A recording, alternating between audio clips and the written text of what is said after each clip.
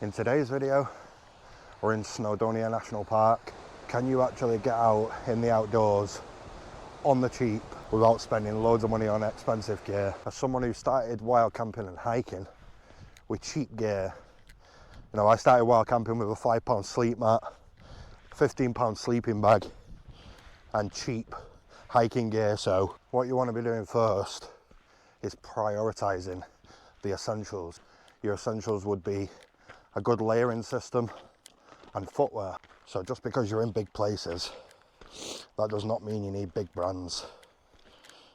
So a perfect example would be my Regatta mid-layer, what I'm wearing today. I think when I bought this Regatta fleece, it was £10. So if you're a casual hiker that goes on day hikes once a month, you're gonna get away with cheap gear. Whereas if you're someone like me, that's how most weeks and weekends, the dairy gear is more of an investment. And I know what you're probably thinking, Josh, why are you telling us to buy cheap gear and talking about cheap gear when you're walking up Snowdon in a £200 pair of boots? I invest in more expensive gear now. Because like I said, it's an investment for me. I'm out all the time, so I know it'll last me years and I'll get my money's worth. Look at that. Yeah, so we're on our way back down now. It's as you can see, it's just cloud capped. It's just cloud covered at the top, so we're not going to go all the way to the top. We're deciding not to, just for safety really. Obviously the sun's going to be setting in about 40 minutes as well, so we don't want to be walking back down while it's pitch black. So yeah, it's a safety thing, which brings me on to my next point. Safety is up there as a priority. Like today, for example, coming down, so we're not hiking in the dark and taking precautions as well. So a little med kit in your bag, a layering system, so a base layer, mid layer, and then an outer layer to break the wind, or a waterproof on top of that for when it starts raining as well. So the point of this video really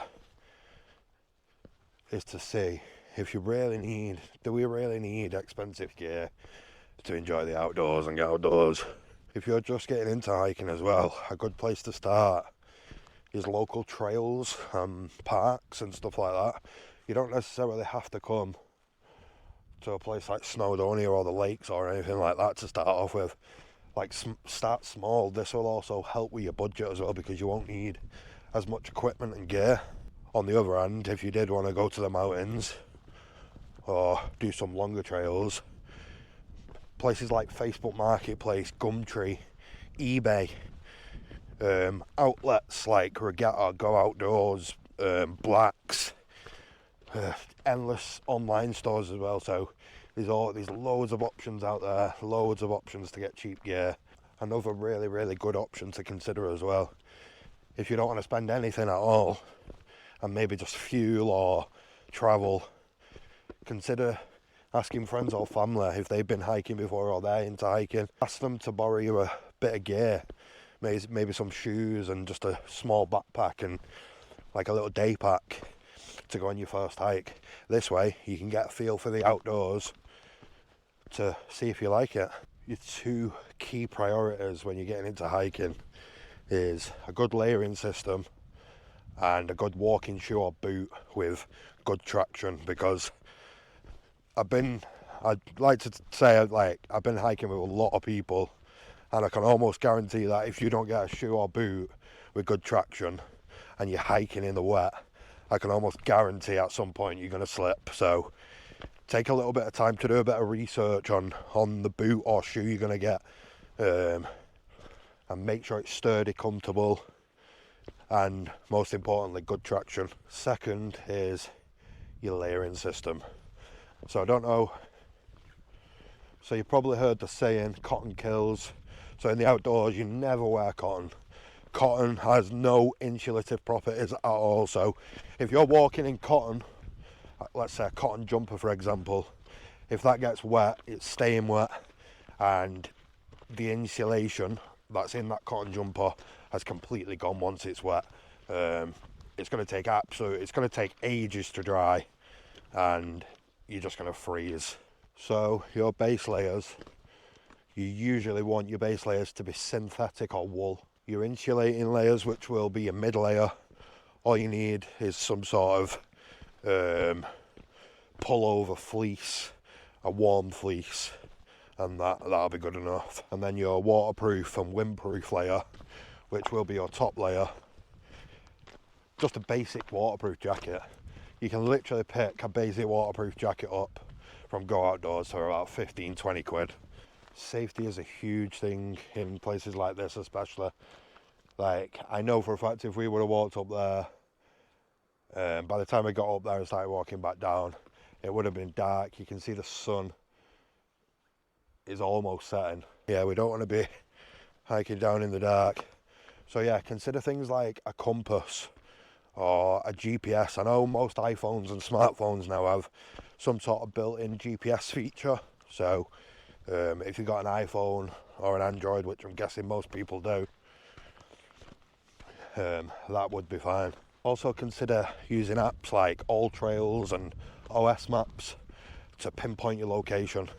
So if you ever do get in a bit of trouble and you need to get a bit of help off mountain rescue or anything like that, you can send them your coordinates. I think these apps are like $4.99 a month or about 40 quid a year or something like that. It's a good investment though, because as I said, you send mountain rescue your coordinates, tell friends and family where you're going if you're going for a hike. All this stuff's really important.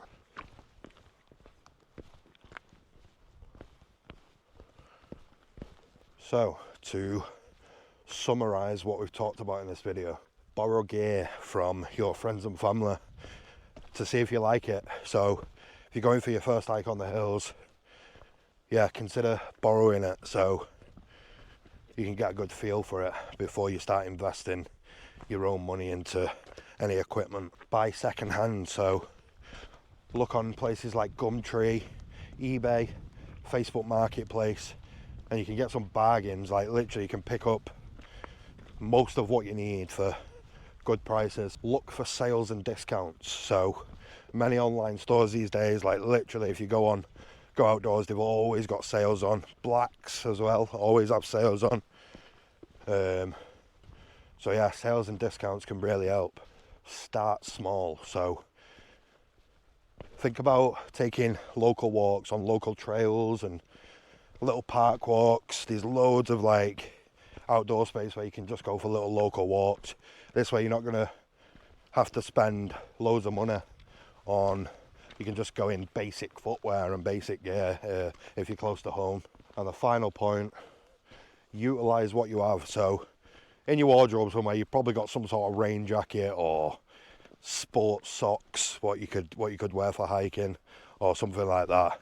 Like we all have some sort of item of clothing, even a hat. Take a hat for example, a beanie or a cap, like perfect to keep your head temperature up. Yeah, so that's going to be it for this video. I hope you've enjoyed it and I hope you took something away from it. I hope it's helped you out. Please consider subscribing if you enjoyed this video. Consider joining our free Patreon community as well. All the links will be in the description below. And I'll see you in the next one. Bye for now.